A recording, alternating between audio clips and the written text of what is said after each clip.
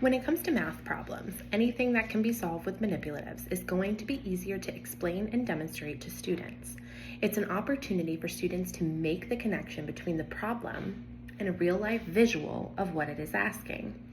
The 3 problems that I chose for this activity are listed in the template, but I'm going to go through each one of them one by one and demonstrate how to solve them using manipulatives.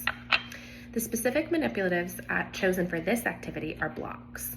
As long as you can stack them or connect them or line them up, any type of blocks can be used.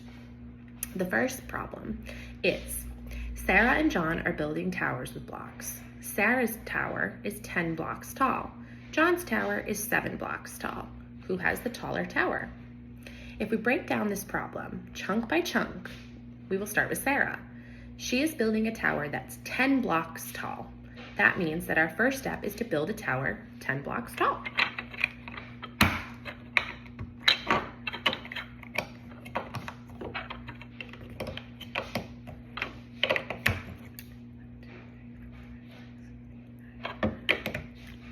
There we go.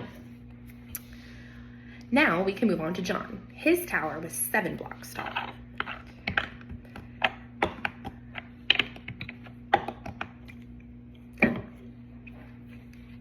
Now we can compare them, since both towers are built. Who has the taller tower? Sarah with 10 or John with 7?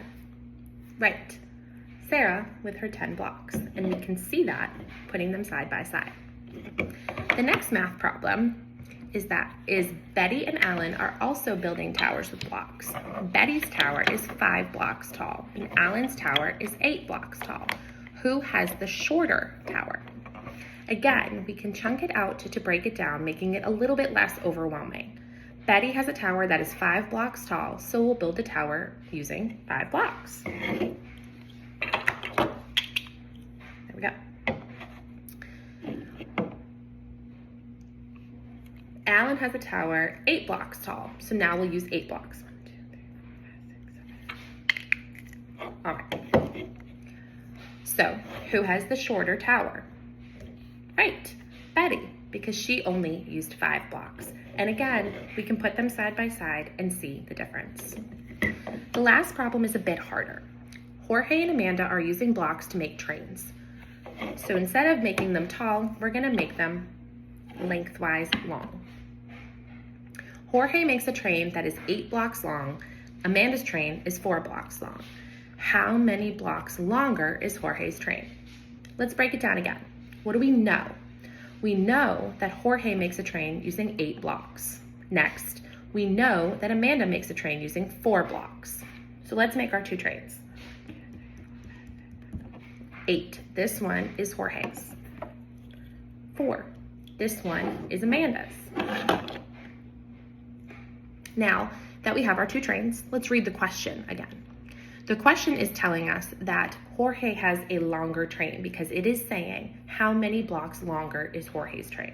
So we know that Jorge has the longer train. But how many blocks longer is his train? Let's count them. 1, 2, 3, 4. Jorge has a train that is 4 blocks longer than Amanda's.